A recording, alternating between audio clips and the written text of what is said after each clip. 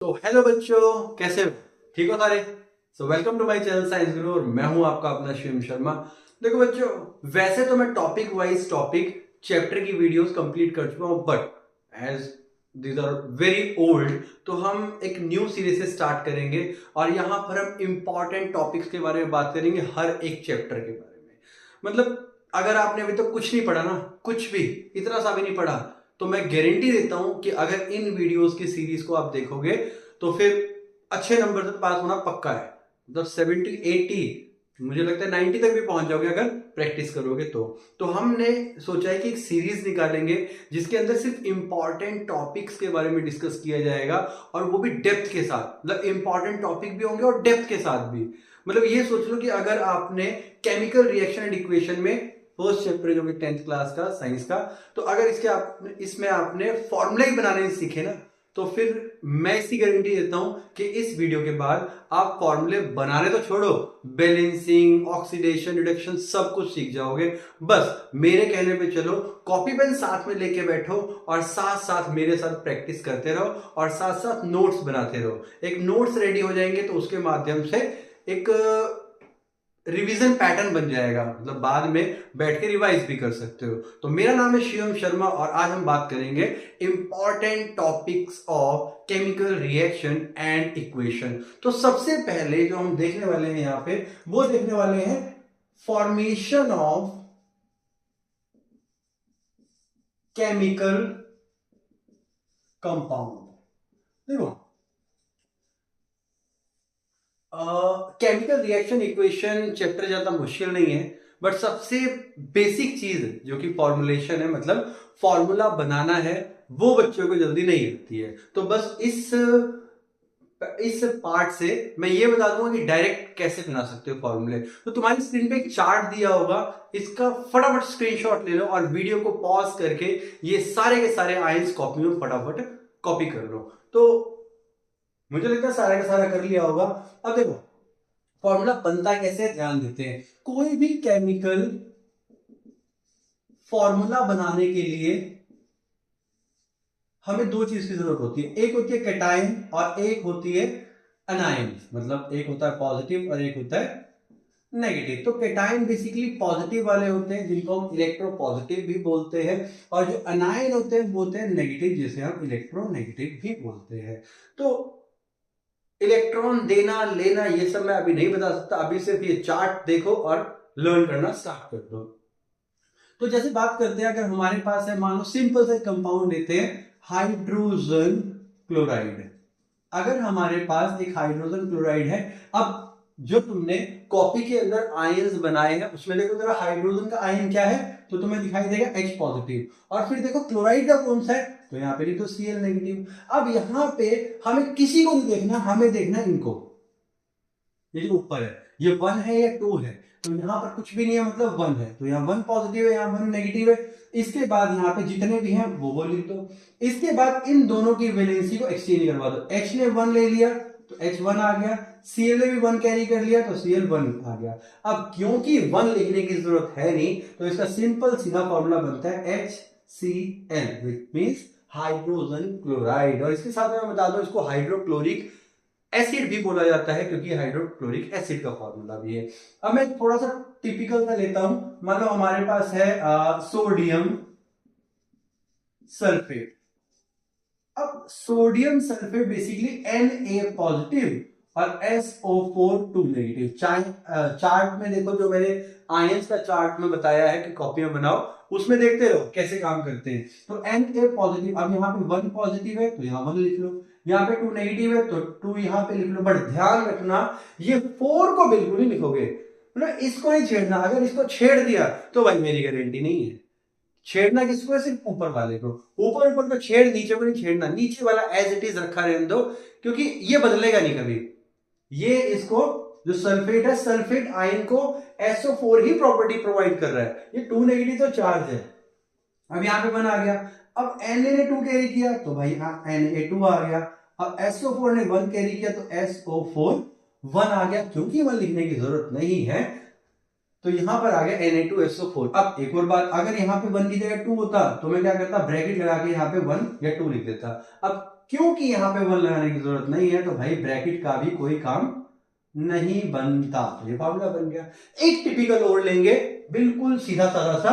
जैसे मान लेते हैं हमारे पास है कैल्शियम क्लोराइड। अब कैल्शियम क्लोराइड की बात करें तो calcium is Ca2 positive and chloride is Cl negative. तो यहां पे 2 आ गया, यहां 1 आ गया। Ca ने 1 कैरी किया, 1 लिखने की जरूरत है नहीं, Cl ने 2 कैरी किया, Cl2। तो इसे बोलते हैं कैल्शियम क्लोराइड। अब अगेन 2 फॉर्मूले और बनवा रहा हूं, ठीक है, जो मुझे लगता है कि तुम्हें सीखनी चाहिए। इसके बाद फिर तुम जितने बनाना चाहो उतने बना सकते हो। तो एक हमारे पास आता है barium sulphate. Barium sulphate, barium is basically two Ba2 positive. अब तुम्हारे पास जो आयंस दिए हैं, मैंने जो स्क्रीनशॉट भेजा है, लिखने के लिए बोला है तुम्हें, उसके अंदर ना तो बेरियम मिलेगा तुम्हें, तो वो भी लिख लेना, ना तो तुम्हें मरकरी मिलेगा, तो भाई वो भी लिख लेना, और ना तो तुम्हें मिलेगा नाइट्राइड मिलेगा, नाइट्राइट नहीं मिलेगा शायद। तो मरकरी होता है Hg2 पॉजिटिव और नाइट्राइट होता है NO2 नेगेटिव। तो भाई ये तीनों के तीनों आयन लिख लेना अगर वहां पर नहीं लिखे हैं तो यहां पे आ गए हम सल्फेट पे। एंड सल्फेट बेटा तुम प्रो बन चुके हैं देखने में, तो यहां पर ये आ गया। अब देखो यहाँ पे, यहाँ 2 पॉजिटिव है, यहाँ 2 नेगेटिव है, तो यहां से उठा के रखो 2, यहां से उठा के रखो 2, और Ba को 2 और इसको 2। लेकिन उससे पहले क्योंकि ये सेम है तो इसको लोएस्ट टर्म में लेके चले जाओ। तो यहां 1 आया और यहां भी 1 आया, तो यहां पर आएगा Ba ने 1 कैरी किया तो Ba ओनली, SO4 ने 1 कैरी किया तो SO4। तो ये बन गया हमारा बेरियम सल्फेट का फॉर्मूला। अब एक और देखेंगे, लेकिन उससे पहले अगर ये फॉर्मूले बनाने आते हैं तो वीडियो को 10 सेकंड करके आगे लेके चले जाओ, क्योंकि आगे मैं केमिकल रिएक्शन और उनकी बैलेंसिंग करवाने वाला हूं। तो यहां पर हमारे पास अब आएगा calcium hydroxide. Now, what is this hydroxide? So, calcium hydroxide. Calcium means Ca2 positive and hydroxide is OH negative. तो यहां पे 2 आया, यहां पे 1 आया, Ca ने 1 कैरी किया तो भाई Ca1 लेके बैठेगा, OH ने 2 कैरी किया। अब कभी भी इस OH को 2 ऐसे नहीं लिखना, क्यों? क्योंकि OH ने दोनों ने मिलके 2 लिए हैं, तो जब दोनों ने मिलके लिए हैं तो भाई पार्शियलिटी नहीं करनी। पार्शियलिटी करोगे तो मेरी गारंटी नहीं है। तो भाई क्या किया, OH ने 2 कैरी के 2 यहां आ गए। क्लियर है? चल ये आ गया तुम्हारे पास। देखो वीडियो लंबी जरूर होगी, लेकिन इस पूरी वीडियो को अगर ध्यान से देखोगे और कॉपी पेन लेके बैठोगे तो आई गारंटी कि नंबर आने वाले हैं। वीडियो लंबी बनेगी क्योंकि ऑब्वियस है इंपॉर्टेंट टॉपिक्स वो भी डेप्थ के साथ कराए हैं मैंने। मतलब कुछ नहीं आता फिर भी इस चैप्टर को अच्छा प्रिपेयर कर सकते हो, इस हिसाब से मैंने इस वीडियो को बनाया है। तो यहां से हमारे पास एक टॉपिक रेडी होता है केमिकल फॉर्मूले बनाने का, जो कि बेस है इस चैप्टर का। तो बच्चों अब देखेंगे कि केमिकल रिएक्शन और उनकी इक्वेशंस कैसे बनाई जाती हैं। तो यहां पे देखो मैं एक सिंपल सा रिएक्शन तुम्हें बताता हूं जो तुम्हारी बुक में लिखा हुआ है। तुम्हारी बुक में लिखा हुआ है बर्निंग ऑफ मैग्नीशियम रिबन। मतलब जो मैग्नीशियम रिबन है उसे बर्न किया जा रहा है। अब सबसे पहले तो यह सीखना होगा तुम्हें कि किसी भी चीज को जब बर्न करते हैं तो वो ऑक्सीजन से रिएक्ट करता है, तो ऑक्सीजन से रिएक्ट करने के बाद वो बर्निंग कहलाता है। तो अगर मैं यहां पर बर्निंग ऑफ मैग्नीशियम रिबन कह रहा हूं, मतलब यहां पे साफ सीधा स्पष्ट हो रहा है कि भाई मैग्नीशियम प्लस ऑक्सीजन को रिएक्ट करवाया जा रहा है। अब इसका क्या बनेगा अगेन मैं बताऊंगा, क्योंकि यहां पे मैग्नीशियम और ऑक्सीजन है। और आयंस के चार्ट में देख लो कि magnesium is Mg2 positive and this is O2 negative. So यहां 2 आया, यहां 2 आया, कटने के बाद हमारे पास आया MgO, तो ये आ गया। अब यहां पर आया हमारे पास MgO which is called magnesium oxide. Clear है? तो मैग्नीशियम एक एलिमेंटल फॉर्म है, यहां पर आया Mg और यहां पर आया ऑक्सीजन O2 और यहां पे बन गया MgO। अब साथ में कुछ स्टेट सिंबल लिखते हैं, जैसे मैग्नीशियम मेटल होता है, मतलब ये सॉलिड होता है। अब ऑक्सीजन तुम सबको पता है कि ये एक तरह की गैस होती है। इन्हें बोला जाता है स्टेट सिंबल, क्योंकि इस इस सब्सटेंस की स्टेट क्या है वो भी लिखनी पड़ती है हमें ब्रैकेट में नीचे। तो मैग्नीशियम ऑक्साइड जलने के बाद ऐश देगा, पाउडर देगा, वो क्या होती है, सॉलिड फॉर्म में। तो भाई इस तरह की रिएक्शन ये जो दिखाई दे रहा है यहां पे, इसे बोलते हैं वर्ड इक्वेशन। वर्ड इक्वेशन ये क्या है, केमिकल रिएक्शन। तो केमिकल रिएक्शन का हमने वर्ड इक्वेशन बनाई और उसके बाद हमने केमिकल इक्वेशन बना दी उसकी। तो ये आ गई केमिकल इक्वेशन। अब आगे बढ़ते हैं। ये जो इस साइड होता है लेफ्ट साइड वाला, जो यहां पे लेफ्ट साइड में, इसे बोलते हैं बेटा रिएक्टेंट। क्यों? क्योंकि ये रिएक्ट करता है। और जो तुम्हें राइट साइड दिखाई दे रहे हैं इन्हें बोला जाता है प्रोडक्ट, क्योंकि ये प्रोड्यूस हो रहे हैं, ये रिएक्ट हो रहे हैं, ये प्रोड्यूस हो रहे हैं, इन्हें बोला जाता है रिएक्टेंट, इन्हें बोला जाता है प्रोडक्ट। अब अगर यहां पे ध्यान से देखें तो क्या यहां पर ऑक्सीजन 2 है? बिल्कुल है। क्या यहां पर 2 है? नहीं, यहां तो 1 है। तो जब डाली 2 थी तो निकली 1 क्यों? अब यहां पर आती है balancing. Sorry.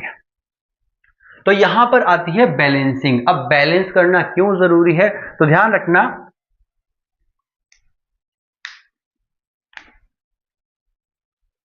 To obey law of conservation of मास।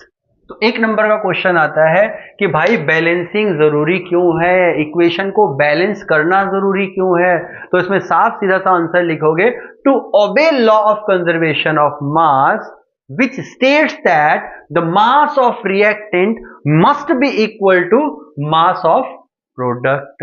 इतना सा लिखोगे, एक नंबर तुम्हारा हो गया। और एक क्वेश्चन यहां पर और आता है कि भाई मैग्नीशियम को जलाते वक्त जब इसको बर्न किया जाता है तो इसको सैंड पेपर से रब क्यों किया जाता है? मैग्नीशियम रिबन को सैंड पेपर से रब किया जाता है। क्यों किया जाता है? क्योंकि मैग्नीशियम रिबन जब एयर में रखते हैं तो वो ऑक्सीजन की लेयर बना लेती है ऊपर, जिसकी वजह से उसे जलने में दिक्कत होती है। तो फिर हम क्या करते हैं भाई, उसको सैंड पेपर से, रेगमाल से उसको घिस देते हैं, जिसकी वजह से वो जो बाहर की ऑक्साइड लेयर है वो रिमूव हो जाती है। तो यही लिखोगे बेटा कि to remove the layer of oxide from the surface of magnesium. फिर एक नंबर तुम्हारा।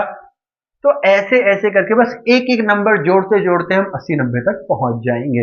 जहां से जैसा क्वेश्चन आएगा इंपॉर्टेंट, मैं तुम्हें बताता रहूंगा कि कहां से 1 नंबर का आ सकता है, कहां से 2 नंबर का आ सकता है, वो बताता रहूंगा। और कौन कितना ज्यादा इंपॉर्टेंट टॉपिक है वो भी बताता रहूंगा। अभी तक जो हमने पढ़ा है उसके अंदर एक एक नंबर के क्वेश्चन बन सकते हैं, जो मैंने तुम्हें बता दिए हैं। अब मैंने ये बता दिया तुम्हें। अब देखो बैलेंसिंग में और इसमें फर्क क्या होता है। बैलेंसिंग देखो, पहले मैं डायरेक्ट बैलेंस्ड केमिकल इक्वेशन लिखता हूं, फिर बताऊंगा कि बैलेंस करते कैसे हैं। तो यहां पे आओ। अब देखो, अगर यहां पे देखें तो magnesium plus oxygen and they gives MgO। तो भाई मैं स्टेट सिंबल नहीं लिख रहा हूं, तो दैट खिचड़ी ना बन जाए, ठीक है। और मुझे पता है कि तुम्हें खिचड़ी खानी बिल्कुल पसंद नहीं है, आजकल की जनरेशन को तो बिल्कुल नहीं है। आजकल की जनरेशन चाहती है मोमोज, स्प्रिंग रोल। अब अगर मैं तुम्हें बोलूं कि मेरा फेवरेट करेला है, तुम्हें मतलब सोचो हजम होएगा? तुम्हें हजम ही नहीं होएगा कि भाई सर ने ये बोला करेला फेवरेट किसका हो सकता है यार। तो भाई जनरेशन जनरेशन का फर्क है। अब मैं इतना बुढ़ा भी नहीं हुआ हूं, बट हाँ हेल्थ बेनिफिट जानता हूं और इसलिए करेला पसंद है। तो देखो यहां पे जरा, अब यहाँ MgA के, यहाँ MgA के, बहुत बढ़िया। मतलब अगर मैं यहां पर 2 लगा दूं और यहां पे 2 लगा दूं, अब तुम ये कह सकते हो कि मैग्नीशियम यहां पे 2 डले थे, यहां पे 2 निकले, यहां से 2 ऑक्सीजन डले थे, यहां से 2 निकले। तो भाई सिंपल सीधी बात है ना, बिल्कुल सीधी सीधी बात है कि भाई ये क्या है, बैलेंस्ड केमिकल इक्वेशन है। और इस तरह की इक्वेशन को, ये जो अनबैलेंस्ड होती है, नंगी इक्वेशन होती है, इसको बोलते हैं स्केलेटल केमिकल इक्वेशन। तो मैं यहां पे एक इक्वेशन और लिखने जा रहा हूं विच इज अनबैलेंस्ड। तो Mg plus O2 gives MgO। तो इस तरह के रिएक्शन को जो ऊपर मैंने लिखा है उसको अनबैलेंस्ड केमिकल इक्वेशन बोलते हैं। Unbalanced chemical equation. देखो मेरे स्पेलिंग एरर बहुत ज्यादा होते हैं, तो मैं एक बात यही कहूंगा, सबसे पहले क्षमा मांगता हूं कि भाई मेरे स्पेलिंग एरर कहीं पे भी दिखे तो इसको इग्नोर करना। कमेंट कर करके कमेंट सेक्शन मत भरना मेरा, प्लीज इग्नोर करना उस चीज को।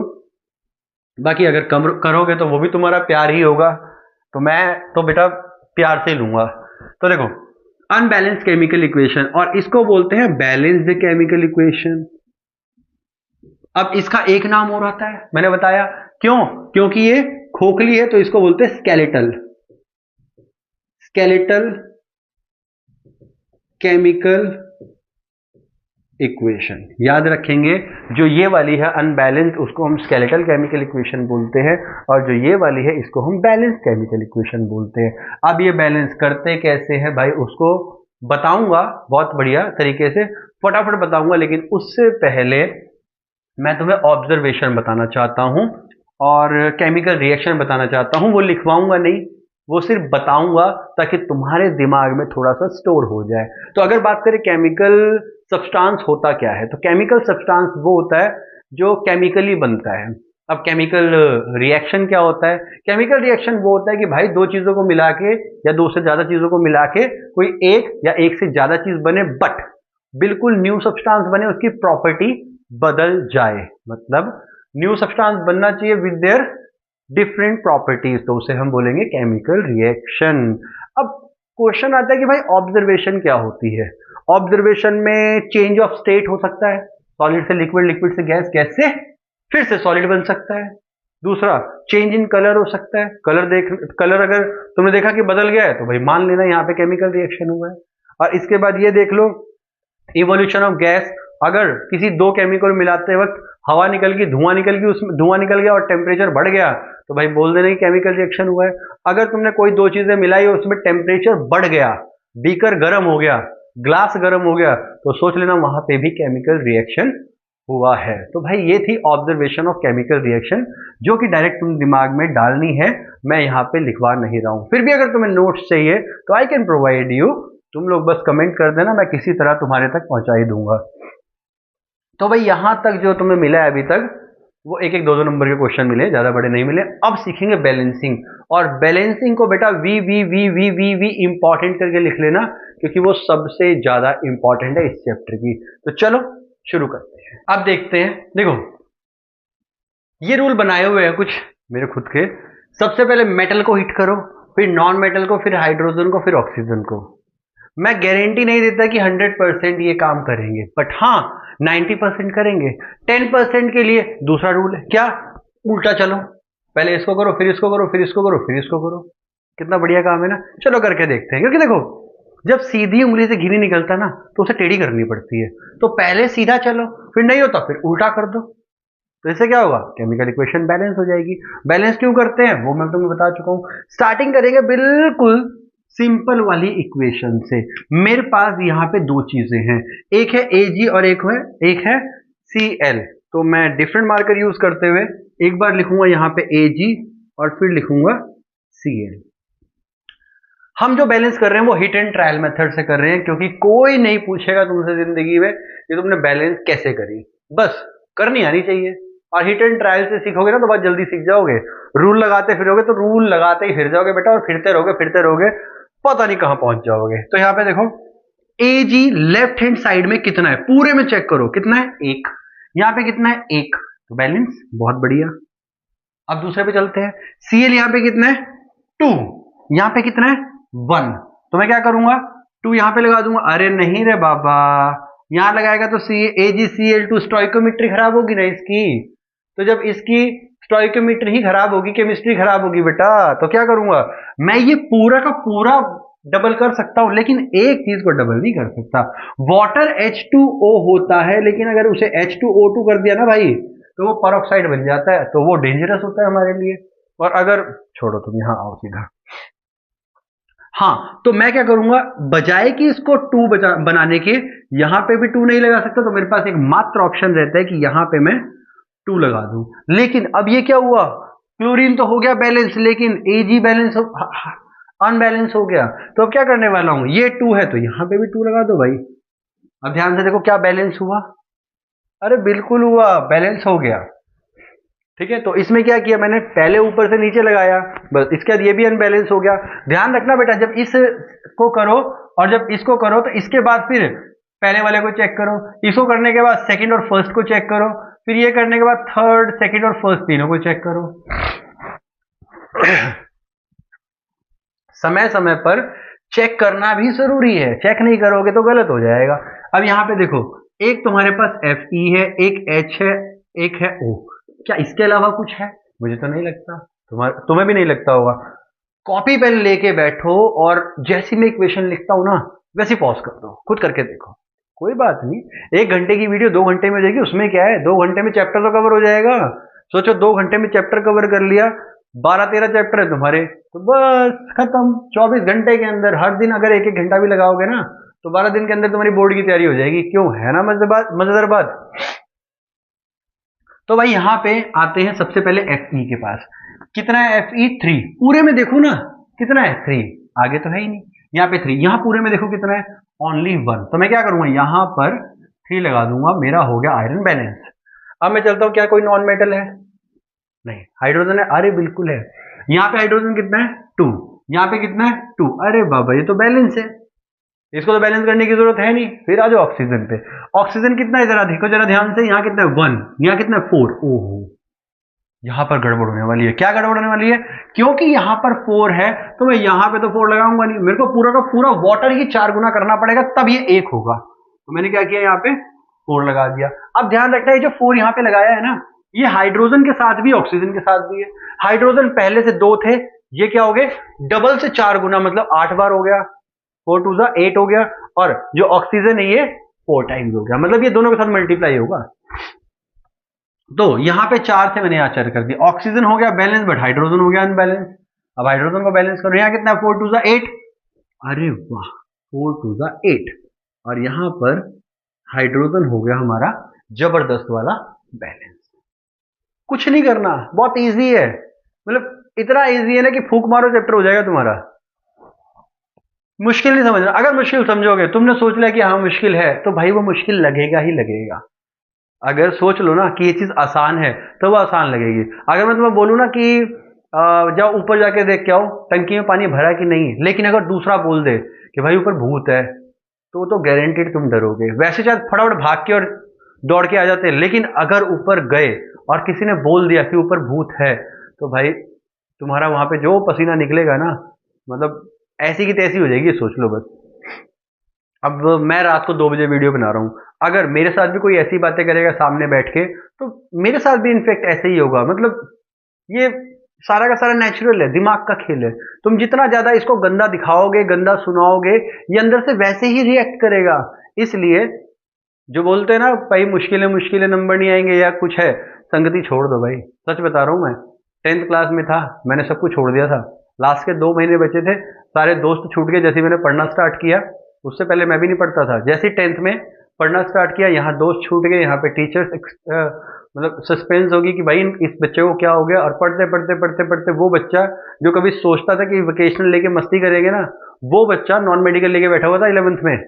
और सिर्फ 2 बच्चे थे 11th में जो नॉन मेडिकल लेके बैठे हुए थे, एक मैं और एक था एक हमारे ही दोस्त, उसने बाद में ड्रॉप कर दी थी। एनीवेज, तो मैं सिर्फ इतना कह रहा हूं कि भाई जब किसी रास्ते पे निकलोगे ना तभी कुछ होगा। अगर रास्ते पे निकलोगे ही नहीं तो फिर सोच लेना कभी कुछ होगा भी नहीं। अगर सोचते रहोगे कि हाँ यार आगे गड्ढे हैं या फिर कांटे हैं या फिर ये है वो है ये है वो है, ये जो ये है वो है ना, ये बहुत काम खराब करता है। अगर बोल दिया ये है वो है तो दिमाग पता नहीं ये वो में क्या क्या लगा लेता है। ये और वो, ये दोनों के दोनों डैश बन जाते हैं, और इस डैश में दिमाग अपने आप चीजें भरता रहता है और उसको और ज्यादा कॉम्प्लिकेटेड करता रहता है। तो भाई भाषण छोड़ो, काम पे आओ। तो यहां पर हमारे पास है लेड, साथ में है नाइट्रोजन और साथ में है ऑक्सीजन। क्या इसके अलावा कुछ है? तुम्हें दिख रहा है तो बताओ, मुझे तो नहीं दिख रहा। लेड पे आओ, क्या है लेड? 1, यहां पे 1 बैलेंस। नाइट्रोजन कितना है? अब देखो ध्यान से, ये 2 इसके साथ भी इसके साथ भी है। अब यहां पे नाइट्रोजन कितना है? 2 टाइम। तो मैंने क्या किया, यहां पे 2 लगा दिया, बैलेंस हो गया। अभी देखो यहां पे कैसे फंसेंगे हम। ऑक्सीजन देखो कितना है, 3 2 6, और यहां पे कितना है 2 2 और 1 5। अब इसको कैसे 6 करा जाए? अगर मैं इस पे यहां पे 2 लगा दूं तो क्या हुआ, देखो ध्यान से, ऑक्सीजन 2 हुआ, ऑक्सीजन 4 हुआ और 2 हुआ, मतलब 2 और 4 6। इसे वैसे काटने की जरूरी है, 2 लगाने की जरूरत क्या है? अब यहाँ पे 3 2 6 है ऑक्सीजन, लेकिन यहाँ पे क्या है, 2 2 4 प्लस 2 6, मतलब इस वाले में मैंने मल्टीप्लाई किया 4 आया, इसमें किया तो 2 कितना हो गया 6, और यहाँ पर कितना है 6। लेकिन इसका क्या करें, ये फालतू में आके बैठा हुआ है। तो इस केस में ऐसी इक्वेशंस जब तुम्हारी अटक जाए तो भाई सोच लेना कि यहां पर उंगली टेढ़ी करनी पड़ेगी। अब उंगली कैसी टेढ़ी करोगे?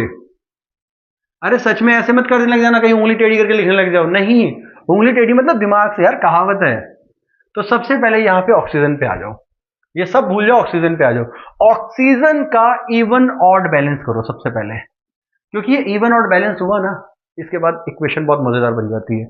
यहां पर देखो 2 2 1, यहां पे कितना 3 2 6, यहां इवन है भाई, इसको ऑड कर दो, यहां पे ऑड कर दिया, जैसे सॉरी मतलब यहां पे ऑड था इसको इवन कर दिया, और यहां पे भी इवन था। ये गलत बोलने के चक्कर में बहुत सारे कमेंट आते हैं। एक वीडियो तो मैं बताऊं, मेरी एक वीडियो वायरल हुई थी, उसमें लगभग 81 के या फिर ऐसे व्यूज थे। तो हुआ क्या था, उसमें एक्सपेरिमेंट करवा रहा था, और एक्सपेरिमेंट करवाते करवाते मैंने बोल दिया कि इस एक सिंक्रोनस मोटर थी अगेन, तो उसके अंदर टॉर्क बहुत ज़्यादा थी, क्योंकि सिंक्रोनस मोटर को चलाना बहुत मुश्किल होता है, तो उसकी टॉर्क ज़्यादा होती है, आरपीएम बहुत कम होते हैं। अब वो जब एक्सपेरिमेंट करा ना, तो फिर बच्चों को जब मतलब बता रहा था, तो उसे मैंने बोल दिया कि टॉर्क ज़्यादा है, आरपीएम कम है। नहीं, टॉर्क कम है, आरपीएम ज़्यादा है। अब यहाँ पे जो शुरुआत हुई, मैंने वीडियो एडिट करी, नहीं समझ आया, मैंने वीडियो अपलोड करी, नहीं समझ आया। क्यों? क्योंकि मैंने ध्यान ही नहीं दिया, मेरे लिए तो सब सेम है, क्योंकि मैंने बोला ही ठीक था। अब क्या हुआ, वो वीडियो अपलोड हुई, वीडियो अपलोड होने के बाद उसने मचा दी हलचल। और कैसी हलचल मचाई, तुम देखो, अभी वो वीडियो पड़ी होगी, उसमें देखो जरा क्या, पता नहीं क्या क्या कमेंट कर रखे हैं, मतलब नेगेटिव है, नेगेटिव ही है, पॉजिटिव तो है ही नहीं उसके ऊपर। तो इतने सारे कमेंट है, और सब ने बताया हुआ है उस पर कि भाई टॉर्क यहाँ पर ज्यादा है और आरपीएम कम है। बट मैंने एक कमेंट ना वहां पे पिन भी किया था, बट पता नहीं क्यों वो कहता है लोग बोलेंगे, लोग तो बोलेंगे, तो हम भी बोलेंगे। देखो जरा यहाँ पे, तो वापस आ जाओ, पीबी कितना हुआ 2, तो जब यहाँ पीबी 2 हो गया, अब बैलेंस करनी स्टार्ट करो, ऑक्सीजन बैलेंस। अब हाइड्रोजन कर लो, लेकिन हाइड्रोजन तो है ही नहीं, फिर आ जाओ नॉन मेटल नाइट्रोजन पे। नाइट्रोजन कितना है 2, और यहाँ पे कितना है 1, तो यहाँ पे भी लगा दो 1 2, क्लियर है। लेकिन ध्यान दो जरा, अब अगर तुम यहाँ पे नाइट्रोजन लगा दोगे ना, चलो ये छोड़ो, तुम ये नहीं बताता, मैं तुम्हें ये बताता हूँ कि इसका इवन ऑड करके ना सीधा मेटल नॉन मेटल दोबारा से कहानी स्टार्ट कर दो सेम। देखो ऐसा हिट एंड ट्रायल में ना बैलेंस करने का कोई रूल नहीं होता है, ये तो मैंने बना रखे हैं कि भाई एक बार ऐसे ट्राई करो, ऐसे नहीं होता तो इसका इवन ऑड करके फिर ट्राई करो, फिर भी नहीं होता तो ऊपर की तरफ चलो। तो पहले एक काम करते हैं, दूसरा वाला रूल अप्लाई करते हैं, इवन ऑड करके फिर मेटल नॉन मेटल पे आते हैं। अब यहाँ पीबी हमारे पास हो गया 2, यहाँ पर भी हो गया 2, तो अब ध्यान से देखेंगे, नाइट्रोजन हमारे पास यहाँ पे 1 है, लेकिन यहाँ पे नाइट्रोजन कितना है, ध्यान से देखेंगे, यहाँ पे 2 तो ये रहा, और 2 आगे भी लगा है, मतलब 2 2 4 नाइट्रोजन है, तो यहाँ पर लगाऊंगा मैं 4। अब ऑक्सीजन देखते हैं, ऑक्सीजन कितना है, 3 2 6, 6 2 12। अब यहाँ पे कितना, ध्यान दो, 4 2 8, 2 यहाँ पे, 2 यहाँ पे, क्या 12 हुए, अरे हो गए, मारो तालियां, बैलेंस हो गई, बल्ले बल्ले। तो भाई यहाँ पे तुम बैलेंसिंग सीख चुके हो, फटाफट 2-4 इक्वेशंस उठाओ और करनी स्टार्ट कर दो। या एक काम करता हूँ, मैं तुम्हें 2-3 इक्वेशन लिखवा देता हूँ, वीडियो पॉज करके अपना लिखते रहना, जब टाइम मिले इसके बाद हटाना और आगे बढ़ लेना। चलो फिर अब नेक्स्ट टॉपिक स्टार्ट करते हैं इसका। तो बेटा मैंने यहाँ पे ना 3 इक्वेशंस लिखी हैं, अब इन 3 इक्वेशन को पॉज करो और बैलेंस करना स्टार्ट करो, और थोड़ा सा समय लो और बैलेंस करना स्टार्ट। गिव अप नहीं करना है, गिव अप करोगे तो मैंने बताया ना दिमाग को, गिव अप डालना ही नहीं है, होगी क्यों नहीं होगी, टाइम लगेगा, हो जाएगी, कोई बड़ी बात नहीं है। तो भाई देखो यहाँ पे ना एक चीज और मेरे को याद आई जो मैं तुम्हें बताना चाहूंगा, और बहुत इंपॉर्टेंट भी है। जब मैंने इसके साथ 2 लगाया, जब मैंने इसके साथ 2 लगाया, जब मैंने इसके साथ भी 2 लगाया, और भाई इसके साथ भी 2 लगाया, तो इसके साथ क्या नाइंसाफी कर दी मैंने, ऐसा इसने क्या बिगाड़ दिया मेरा कि मैंने इसके साथ 2 नहीं लगाया। मतलब इसके साथ भी तो 2 लगा सकता था, लेकिन नहीं लगाया। क्यों? क्योंकि 9th क्लास इसके लिए ढंग से पढ़नी जरूरी है। इसका मतलब ये है बेटा कि ये जो दिखाई दे रहे हैं तुम्हें, ये मोनोटॉमिक होते हैं। मोनोटॉमिक मतलब एल सिंगल एटम में ही एग्जिस्ट करता है, लेकिन जो ये वाले होते हैं इनको 2 एटम चाहिए होते हैं एग्जिस्ट करने के लिए, जिनको बोलते हैं डायटॉमिक मॉलिक्यूल्स। अब ये डायटॉमिक मॉलिक्यूल्स में और भी आते हैं। अब तुम पूछोगे ये बात कि भाई सर ये हमें पता कैसे लगेगा डाई कौन से और मोनो कौन से? तो भाई सिंपल सी बात है, H2Cl2 N2O2 Br2 F2 I2 हो गया 7, हो गए 7। तो ये 7 जहां मिले ना, इनके 2 लगा दो, मतलब इनके 2 लगा दो। ये क्यों? क्योंकि ये डायटॉमिक होते हैं, बाकी सारे मोनोटॉमिक होते हैं। ओजोन O3 होता है, जिसे बोलते हैं हम ट्राई एटॉमिक। तो बस इससे ज्यादा तुम्हें समझने की जरूरत है नहीं इसके अंदर, इतना से काम था, ये कर लो। अब चलते हैं टाइप्स ऑफ रिएक्शन। जबरदस्त चीज होने वाली है यहाँ पे, मतलब इतना मजा आने वाला है ना, एक बार में सारा खत्म करेंगे और इसके बाद फिर बढ़ेंगे ऑक्सीडेशन रिडक्शन पे। अब हम पढ़ेंगे types of chemical reaction. Again बेटा इंपॉर्टेंट टॉपिक है, यहाँ से एग्जांपल्स पूछे जाते हैं, या फिर कह सकते हैं केमिकल रिएक्शंस यहीं से पूछे जाते हैं। छोटा सा टॉपिक नहीं है, थोड़ा सा लेंथी टॉपिक है। तो अगेन बताऊंगा बेटा, दिल थाम के बैठो, कॉपी पेन साथ में ले लो और साथ साथ लिखना स्टार्ट कर दो। लिखना बहुत जरूरी है मसल माइंड कोऑर्डिनेशन के लिए, ठीक है? तो चलो सबसे पहला स्टार्ट करेंगे। तो सबसे पहला जो यहाँ पे होता है ना, वो होता है भाई कॉम्बिनेशन रिएक्शन। Combination reaction. अब ये कॉम्बिनेशन रिएक्शन देखो नाम से पता लग रहा है कंबाइन करना, तो इसमें सिंपल लिखोगे कि when 2 reactant combine to form single product. 2 या 2 से ज्यादा रिएक्टेंट जब मिलके एक प्रोडक्ट बनाते हैं तो उसको बोला जाता है कॉम्बिनेशन रिएक्शन। मतलब A plus B gives C, तो इसे बोलेंगे कॉम्बिनेशन रिएक्शन। तो डेफिनेशन खुद बना सकते हो, नॉट अ बिग डील। अब इसके अंदर एग्जाम्पल आते हैं, एग्जाम्पल बहुत जरूरी है, ध्यान रखना। अच्छा एक और चीज याद रखना कि जो कॉम्बिनेशन रिएक्शन होते हैं ना, उसमें हीट निकलती है। क्या होता है? हीट निकलती है। कभी भी कोई चीज कंबाइन करेगी तो उसमें हीट क्या होगी? निकलती है। हीट निकलती है, हीट निकलती है। वीडियो नहीं रुकी है, 4 बार बता रहा हूं ताकि समझ आ जाए। तो सबसे पहला जो आएगा वो आएगा formation of water. Formation of water, तो इसमें क्या होगा?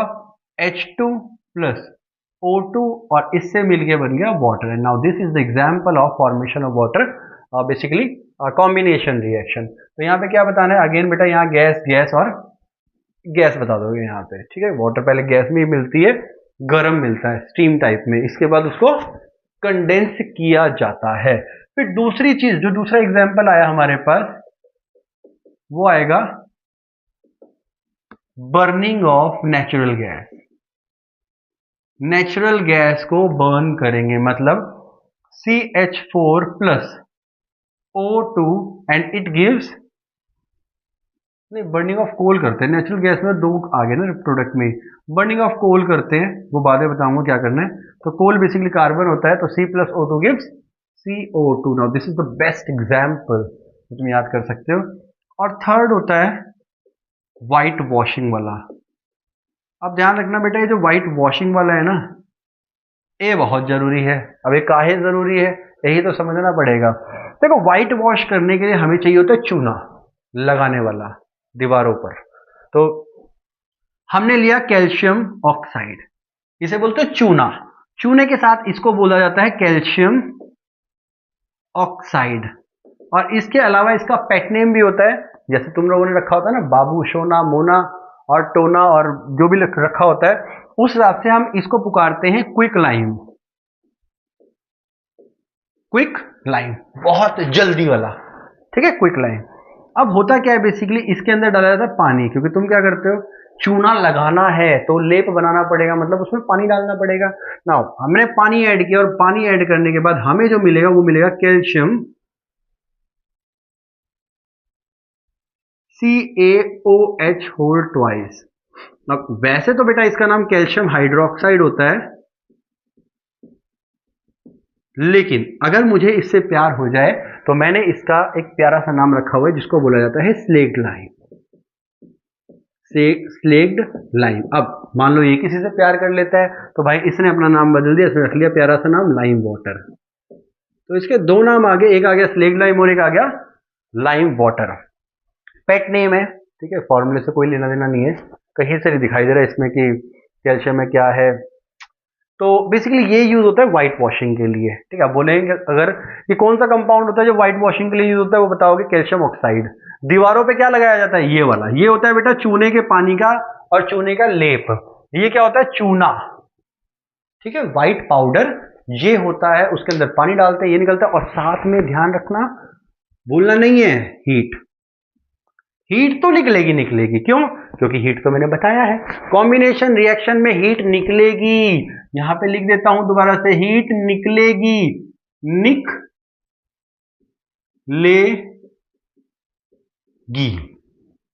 ब्रैकेट बंद है, ठीक है। हीट निकलेगी, एक्सो, ठीक है, ध्यान रखना, एक्सो, एग्जिट होगी हीट की, निकलेगी। हाँ, तो ये आ गया। अब देखो यहां पर कहानी खत्म नहीं होती है। अगर मैं बोलूं दीवारों पे लगा दिया, ठीक है, दीवारों पे लगाना क्यों है, क्यों लगाना है? सुखाने के लिए, पपड़ी बनाने के लिए। चलो फिर पपड़ी बनाते हैं। तो मैंने क्या किया, इसको दीवार पर लगा दिया। अब जैसे ही इसको दीवार पर लगाया, इसने फटाफट एयर से रिएक्ट किया और उसमें से कार्बन डाइऑक्साइड चोरी कर लिया। अब जैसे कार्बन डाइऑक्साइड चोरी किया, इसने बनाया भाई CaCO3। अब अगेन बेटा प्यार मुझे किसी से भी हो सकता है, तो मैंने भी इसका नया नाम रख दिया। तो मैं इसको बोलूंगा लाइम स्टोन। अब लाइम स्टोन क्यों बोलूंगा मैं, लाइम स्टोन क्यों बोलूंगा? क्योंकि अरे पपड़ी जैसा होता है ना, स्टोन जैसा होता है, तो इसलिए मैंने इसको लाइम स्टोन बोल दिया। तो ऐसे याद रखने, भूलने नहीं है। ये है क्विक लाइम, ये है स्लेट लाइम, लाइम वाटर, ये है लाइम स्टोन। तो ऐसे याद रखोगे तो ज्यादा मजा आएगा। तो भाई यहाँ पर जो हमने रिएक्शन पढ़े हैं, सारे के सारे कॉम्बिनेशन रिएक्शन के एग्जाम्पल है, तुम्हारी बुक में यही गिवन है। आगे बढ़ते हैं। नेक्स्ट जो आता है तुम्हारे पास, वो आता है एक्सोथर्मिक रिएक्शन। अब एक्सोथर्मिक रिएक्शन क्या होते हैं, ध्यान देते हैं। उसके लिए हम इसको पार्टीशन, बोर्ड को डिवाइड कर लेते हैं।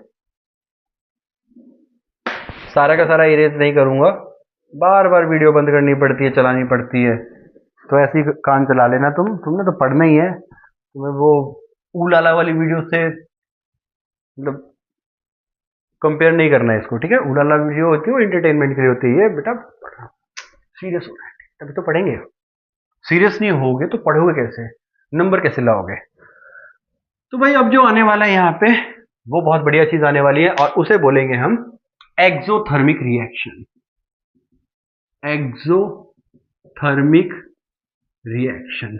Now what is this exothermic reaction? देखो समझते हैं। जो एक्सोथर्मिक रिएक्शन है, एक्सो मतलब होती है निकलेगी, एग्जिट,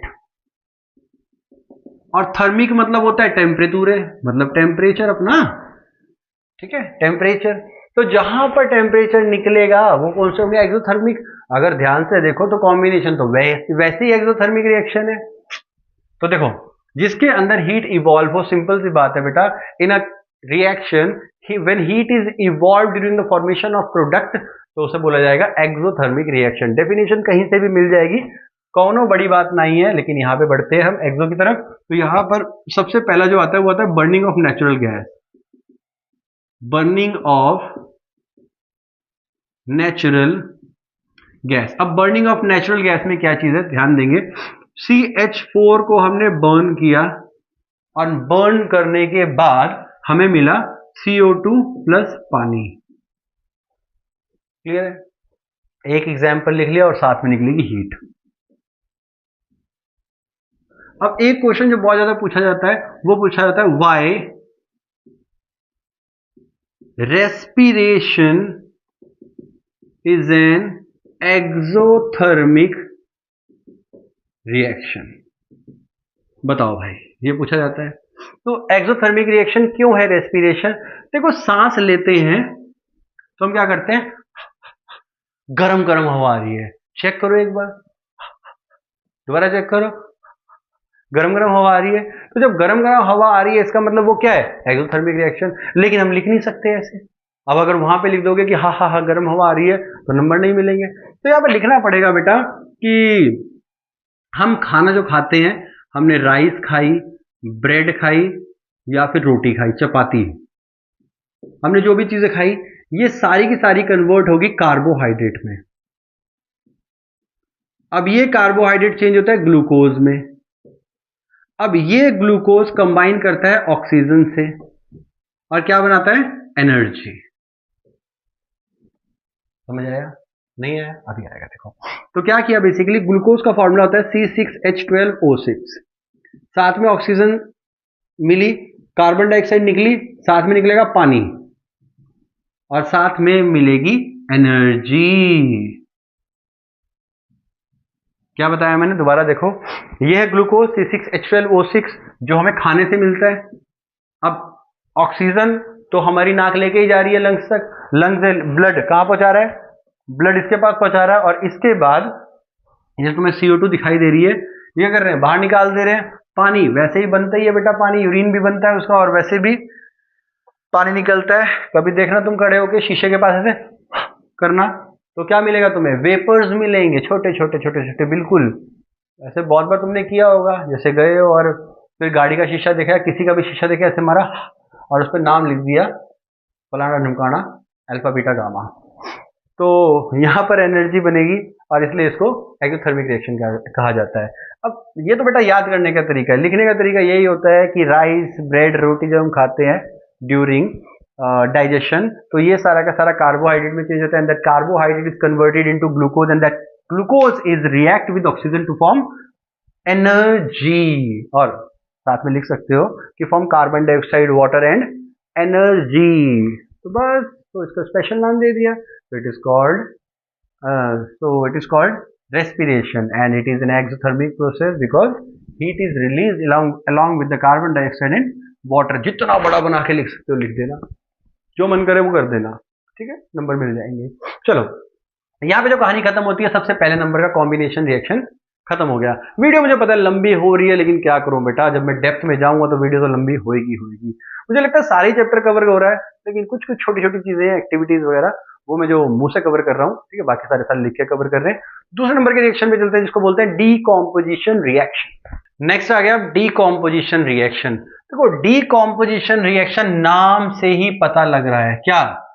डिकम्पोज होना। डीकॉम्पोजिशन रिएक्शन, ये नाम से ही पता लग रहा है कि बेटा डिकम्पोज होना, मतलब अगर एक चीज टूट गई 3 या 4 में, 5 में, 6 में, जितने में डिवाइड हो जाएगी, तो उसे बोलते हैं डिकम्पोजिशन रिएक्शन। तो भाई एक चीज ली और उसको तोड़ दी 2 या 2 से ज्यादा में, तो उसे बोलेंगे डिकम्पोजिशन रिएक्शन। डेफिनेशन बन गई, when a single reactant is broken down into 2 और more simpler product, that is called decomposition reaction. देखो, डीकॉम्पोजिशन रिएक्शन हम 3 तरह से करेंगे।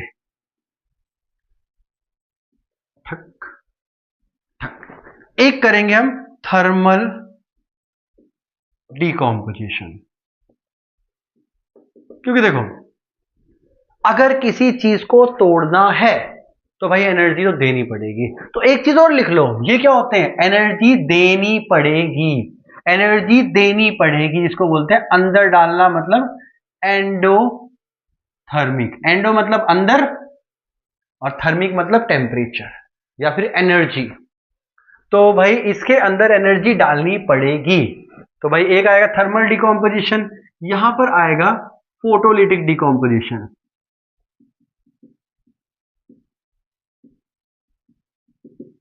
और एक आएगा यहां पर इसके अंदर, या क्या आएगा, इलेक्ट्रोलिटिक डिकॉम्पोजिशन रिएक्शन। तो भाई ये 3 रिएक्शन होंगे। तो थर्मल डिकॉम्पोजिशन के अंदर, थर्मल जैसे कि मैंने बताया टेम्परेचर, तो इसके अंदर हम हीट अप्लाई करेंगे। जब डिकॉम्पोजिशन रिएक्शन हीट से होता है तो उसे बोलते हैं थर्मल डिकॉम्पोजिशन। फोटोलिटिक मतलब सनलाइट, अगर हम सनलाइट अप्लाई करते हैं तो वो फोटोलिटिक बन जाता है। और अगर हम यहां पर क्या अप्लाई करें बताओ, ये तो पता लग गया होगा भाई, इलेक्ट्रिसिटी। अगर हम इलेक्ट्रिसिटी अप्लाई कर दें तो हमारे पास इलेक्ट्रोलिटिक डिकॉम्पोजिशन बन जाता है। क्लियर है? 3 तरह की डिकॉम्पोजिशन रिएक्शन पता लग गए। अब पढ़ेंगे एग्जांपल, क्योंकि वही बहुत जरूरी है। तो सबसे पहले आते हैं थर्मल डिकॉम्पोजिशन रिएक्शन पे। देखो, थर्मल में जो सबसे पहला आता है वो आता है FeSO4 gives Fe2O3 plus SO2 plus SO3। भाई इसको डिवाइड ही कर दो, मैं तो कह रहा हूं हमारा फोटोलिटिक चला जाएगा नहीं तो अब ध्यान देना, इसका जो कलर होता है वो होता है ग्रीन। एक नंबर में कलर भी पूछे जा सकते हैं कि इसका कलर क्या होता है, इसका कलर क्या होता है, ये सब भी पूछा जा सकता है, तो इसलिए घबराना नहीं है। क्यों? क्योंकि मैं हूं। तो इसका ग्रीन कलर होता है। अगर इसकी बात करें तो भाई ये आता है रेड कलर का। देखो रेडिश टाइप हो सकता है, ठीक है, इसलिए मैं रेड लिख रहा हूं यहां पर। क्या रेडिश ब्राउन लिख लो, क्या फर्क पड़ता है। ये दोनों के दोनों कलरलेस होंगे, लेकिन कलरलेस के साथ इसके फ्यूम्स होंगे, फ्यूम्स व्हाइट कलर के फ्यूम्स होंगे, ध्यान रखना, व्हाइट कलर के फ्यूम्स होंगे।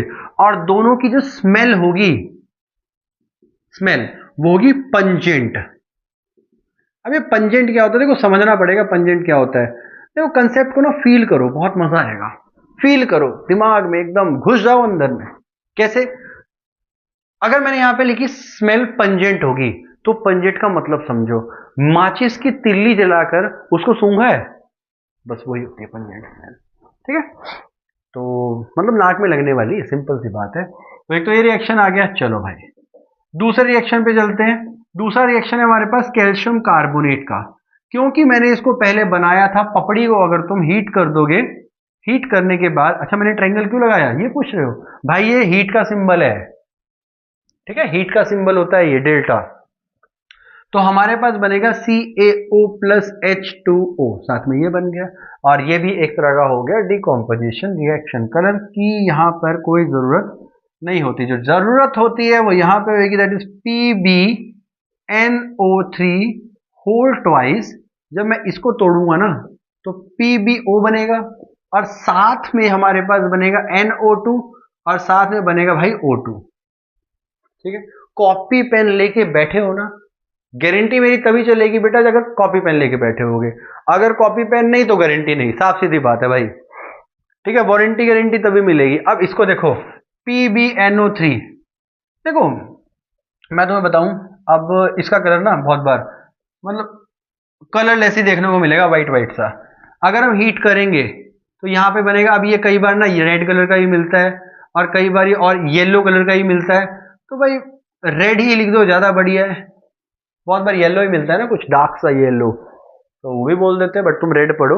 येलो तो मैंने लिखवा दिया, इनके अगर लिखा है तो तुम्हें पता तो हो। NO2 का कलर होता है रेडिश ब्राउन, रेडिश ब्राउन। बस खत्म। फोटोलिटिक पे आओ। फोटोलिटिक में क्या है भाई, AgCl, तो Ag बना, साथ में Cl2 बन गया। AgBr, Ag बना, साथ में Br2 बन गया। Now these are the reactions, these are the example of photolytic decomposition reaction. यहां पर मैंने ध्यान रखना, सनलाइट पास करिए तो मैं यहां पे H न्यू लिख रहा हूं, ध्यान रखना। H न्यू बेसिकली एनर्जी होती है जो हमें सनलाइट से मिलती है, बोलना नहीं है, ठीक है। एक एक चीज के बारे में अच्छी तरह डेप्थ में देखेंगे। अब ये दोनों के दोनों रिएक्शन ध्यान रखना ब्लैक एंड व्हाइट फोटोग्राफी में यूज होते हैं, ब्लैक एंड व्हाइट फोटोग्राफी, इन दोनों में यूज होते हैं। ठीक है, चलो आगे बढ़ते हैं। अब आ गया electrolytic decomposition reaction.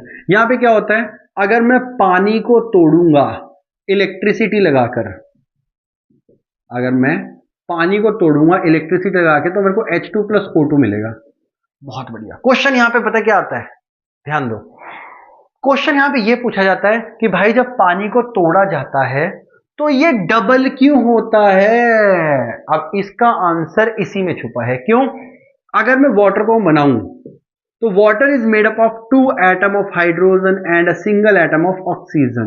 So when water splits by the application of electricity, it produces double the amount of hydrogen than oxygen. क्यों? बना भी तो डबल था, जब डाला डबल था तो निकलेगा भी तो डबल ना। तो सिंपल, ये क्या होती है, डबल, तो 2:1 आती है इसकी यहाँ पे। मतलब ये गैस ज्यादा निकलेगी, ये गैस कम निकलेगी। क्यों? बनाते टाइम ही ये डबल गई थी, तो जो बनाते टाइम ही डबल डाली है वो डबल ही तो निकलेगी। समझ आया? बहुत बढ़िया। तो यहां पर हमारे पास खत्म हो गया भाई ये वाला डीकॉम्पोजिशन रिएक्शन का भी फंडा। अब चलेंगे डिस्प्लेसमेंट रिएक्शन पे और फिर देखते हैं मजेदार चीजें कुछ।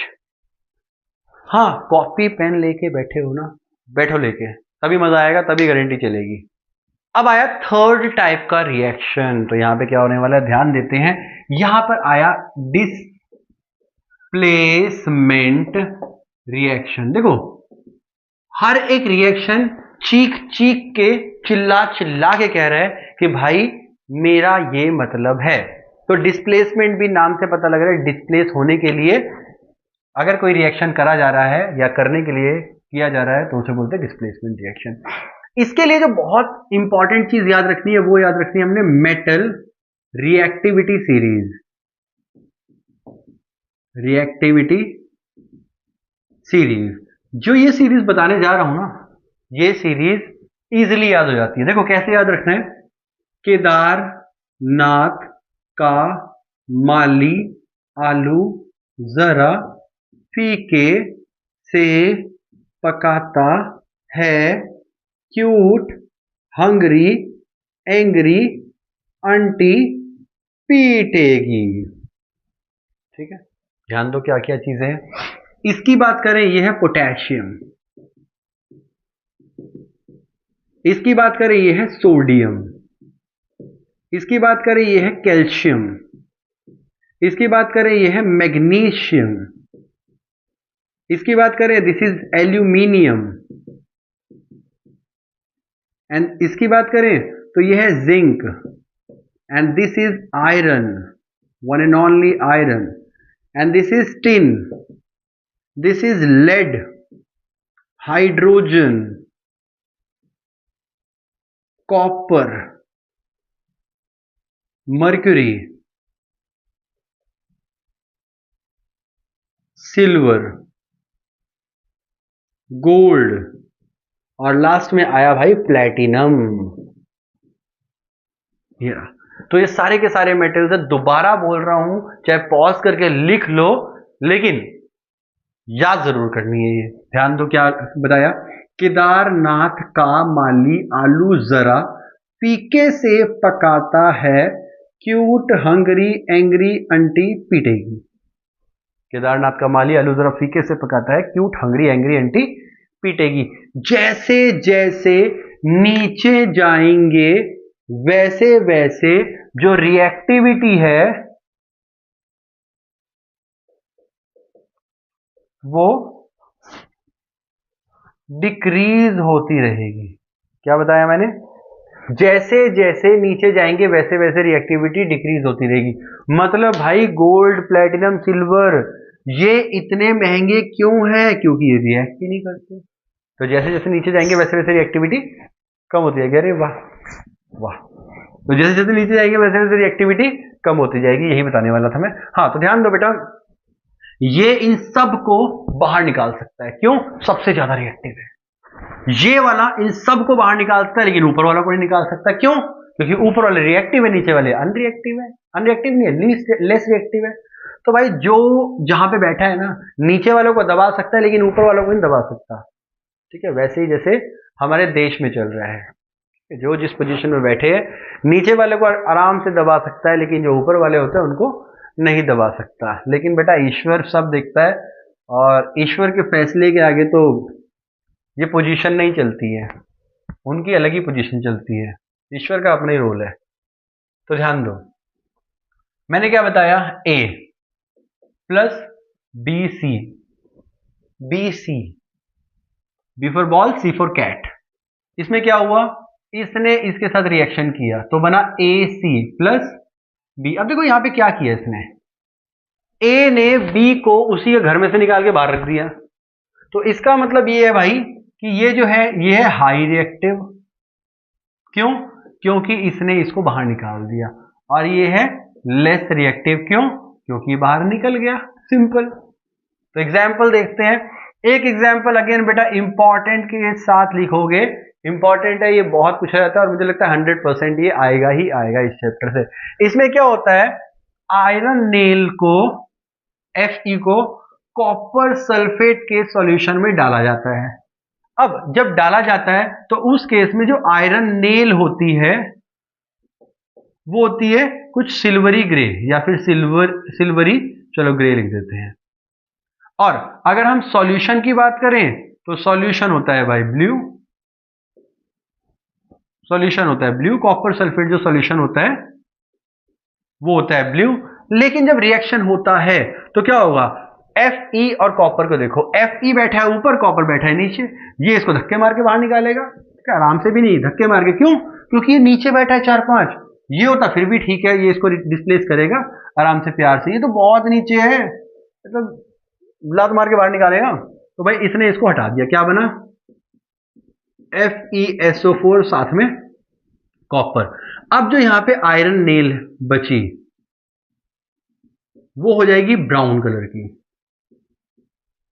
और जो सॉल्यूशन है वो हो जाता है कलरलेस। कई जगह पे तुम्हें पेल ग्रीन भी देखने को मिलेगा। वाई सो? क्योंकि FeSO4 का कलर मैंने बताया था ग्रीन होता है, तो due to the formation of FeSO4 कुछ पेल ग्रीन ग्रीन सा देखने को मिलेगा। डिपेंड करेगा इसमें कि भाई कितनी देर तक रिएक्शन किया है। अब मैं एक रिएक्शन और बताता हूं तुम्हें, मैं बताता हूं जिंक का, zinc plus CuSO4, again same चीज, ये इसको बाहर निकाल के फेंकेगा, यहां बना ZnSO4 और साथ में बना Cu। क्लियर है? बहुत बढ़िया। अगर मैं यहां पर बोलूं तुम्हें कि भाई AgCl है प्लस कॉपर है, तो बताओ क्या होगा, क्या कॉपर इसको डिस्प्लेस कर पाएगा? अरे कर पाएगा ना, वो नीचे है, तो क्या बना CuCl2 प्लस Ag। एक मिनट, तुम्हारे मन में क्या ये आया कि यहां पे 2 क्यों आया? यहां पे तो नहीं आया था। बेटा ध्यान रखना, कभी भी ऐसा होगा तो ये अपनी बॉन्डिंग को तोड़ेगा यहां से और इसके साथ भी फ्रेश रिएक्ट करेगा। अब यहां पर वैलेंसी का फर्क नहीं पड़ा, क्यों? क्योंकि कॉपर भी 2 पॉजिटिव होता है और आयरन भी 2 पॉजिटिव होता है। बट यहां पे क्या था, Cl होता है नेगेटिव, लेकिन जो कॉपर होता है वो होता है 2 पॉजिटिव। तो भाई क्या बना, Cu2 पॉजिटिव।